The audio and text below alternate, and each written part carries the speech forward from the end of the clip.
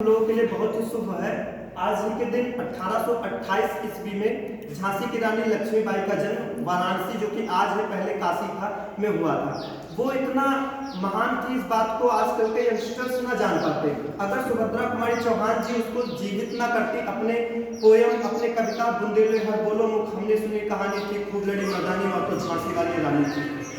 और इस कविता को आज मैं आपके समक्ष पेश करने जा रहा हूँ और इस कविता में बिल्कुल मैं एक्सप्लेन करूंगा जहां तक हो सकेगा, और आप लोग इसे समझना है आप लोगों को, और सच में महसूस करना है कि झांसी की रानी कितना महान थी।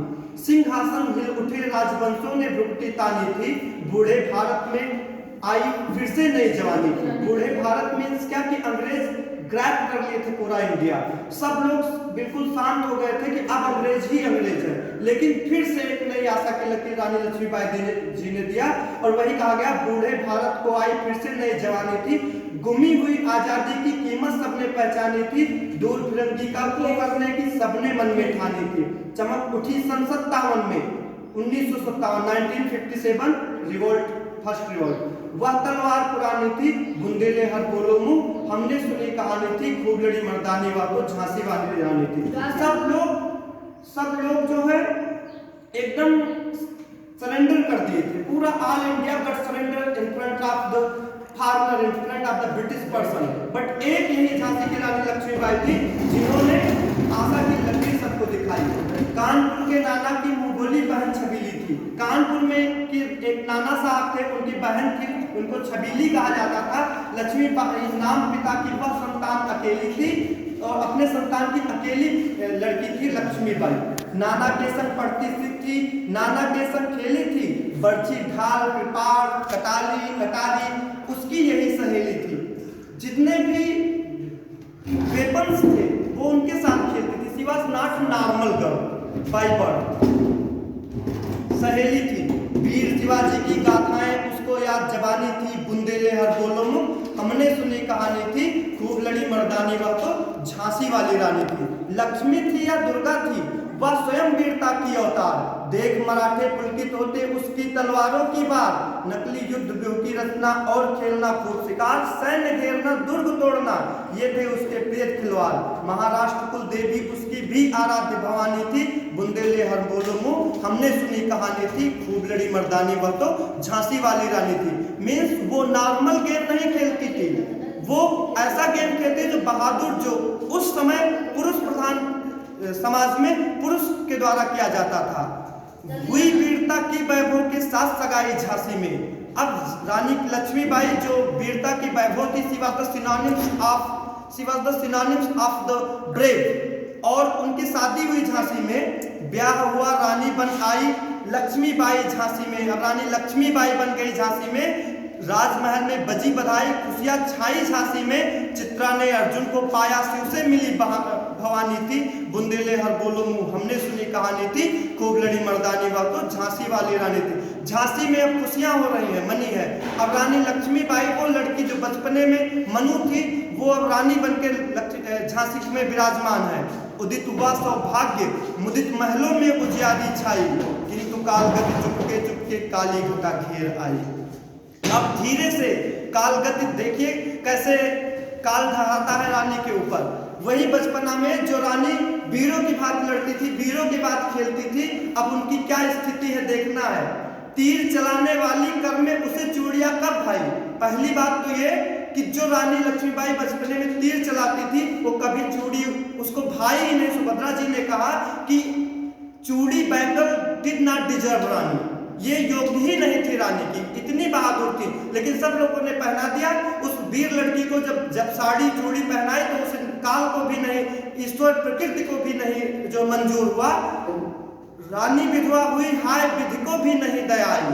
उस लड़की को दया नहीं आई और रानी विधवा हो गई। निसंतान मरे राजा जी शोक समानी थी, बुंदेले हर बोलो मुंह हमने सुनी कहानी थी, खूब लड़ी मर्दानी वह तो झांसी वाली रानी थी।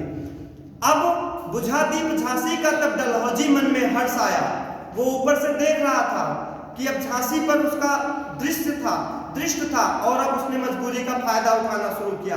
ये जितने भी हिस्ट्री में वीरता, जितने भी बात, जितने भी धर्म, युद्ध धर्म, ये सब है भारत के इतिहास में है कि सूर्य अस्त होने के बाद में कोई भी धनुष, कोई भी बाण, कोई भी गदा नहीं चलने वाला। ये न कि ब्रिटेन में है, यूरोप, अफ्रीका, अमेरिका कहीं नहीं मिलेगा, सिर्फ भारत में मिलेगा।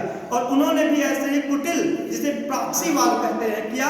और रानी लक्ष्मीबाई जब दुख के सागर में डूब चुकी थी तब उन्होंने आक्रमण करने का सोचा, राज्य हड़प करने का उसने यह अच्छा अवसर पाया, फौरन फौजी भेज दुर्ग पर अपना झंडा फहराया। लावारिस का वारिस बनकर ब्रिटिश राज्य झांसी आया। अश्वपूर्णा रानी ने देखा झांसी हुई वीरानी थी, बुंदेले हर बोलो मुंह हमने सुनी कहानी थी, खूब लड़ी मर्दानी वह तो झांसी वाली रानी थी। आज हम लोग नॉर्मल से जीवन में थोड़े से दुख के बाद में टूट जाते हैं। अब इस दुख को आप कंपैरिजन करिएगा। अनुनय विनय नहीं सुनती, विकट शासकों की माया, व्यापारी बन दया चाहता था जब यह भारत आया। ये वही शासक है जब व्यापारी बन के भारत आया। लेकिन हमने अभी पहले बताया भारत के नहीं है, भारत की हिस्ट्री नहीं है कि शाम को शंख बजा, सूर्यास्त हुआ, अब युद्ध नहीं होगा, वहीं पे बाण धनुष रोक दिया जाए। वो अनुनय विनय नहीं सुनता था, यानी कि कोई भी रिक्वेस्ट, कोई भी मजबूरी नहीं सुनता था। डलहौजी ने पैर पसारे, अब तो पलट गई काया, राजाओं नवाबों को भी उसने पैरों ठुकराया।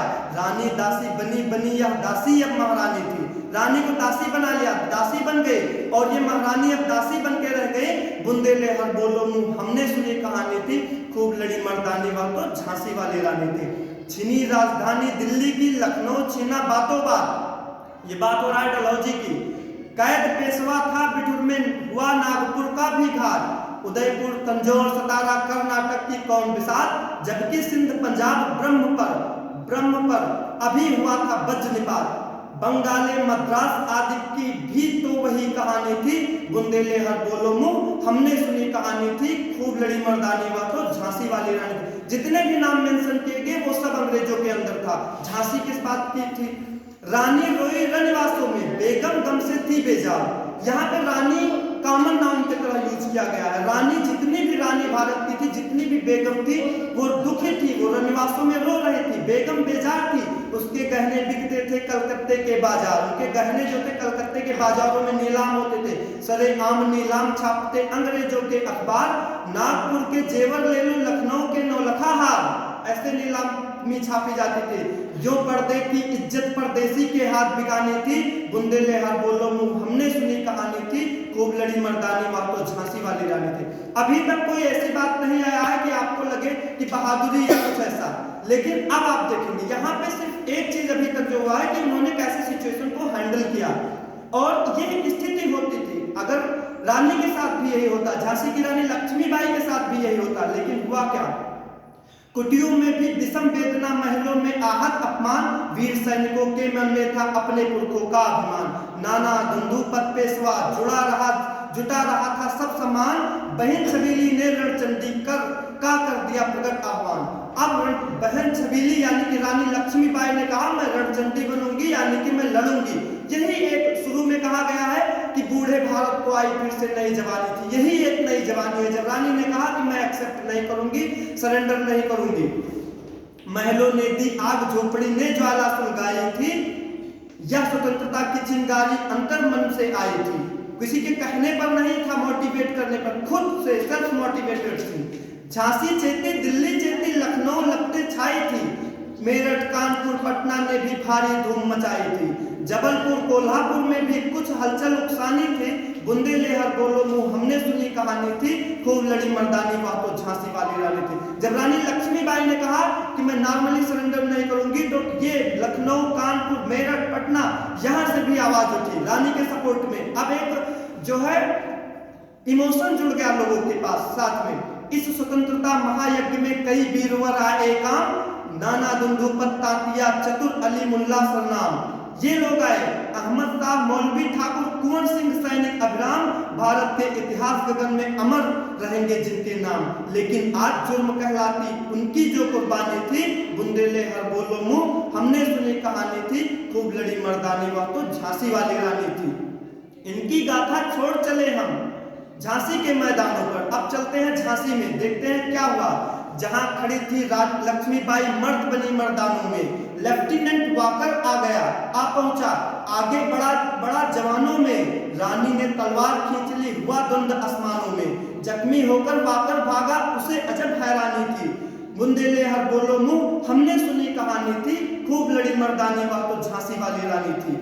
रानी लक्ष्मीबाई ने लेफ्टिनेंट वाकर को हराया पहली बार में, क्योंकि बचपन में इनका यही खिलवाड़ हुआ करता था। चूड़ी पहनने से, साड़ी पहनने से, शादी होने से किसी की वीरता नहीं चली जाती है, वो इनकी कमजोरी नहीं बन पाई। रानी बढ़ी कालपी आई, कर 100 मील निरंतर पार। घोड़ा थक कर गिरा भूमि पर, गया स्वर्ग तत्काल सिधार। 100 मील निरंतर इनको मारने के बाद में रानी लक्ष्मीबाई का घोड़ा चला है, फिर थक के गिर गया और फिर वीर गति को प्राप्त हुआ।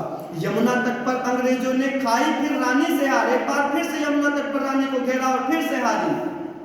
विजयी रानी आगे चल दी, किया ग्वालियर पर अधिकार। ग्वालियर पर अधिकार करने का मतलब अंग्रेजों के अंडर में था अधिकार।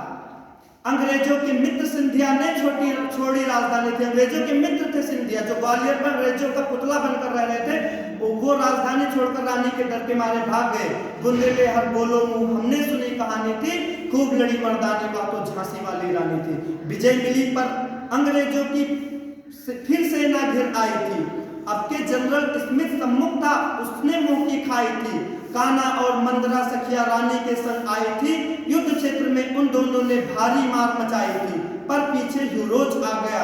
हाय गिरी अब रानी थी, बुंदेले हर बोलो मुंह, हमने सुनी कहानी थी, खूब लड़ी मर्दानी वह तो झांसी वाली रानी थी। स्मिथ आया, स्मिथ को भी रानी ने हराया, लेकिन पीछे से यूरोज जो था वो आया और उन्होंने रानी पर आक्रमण किया और वो घिर चुकी थी।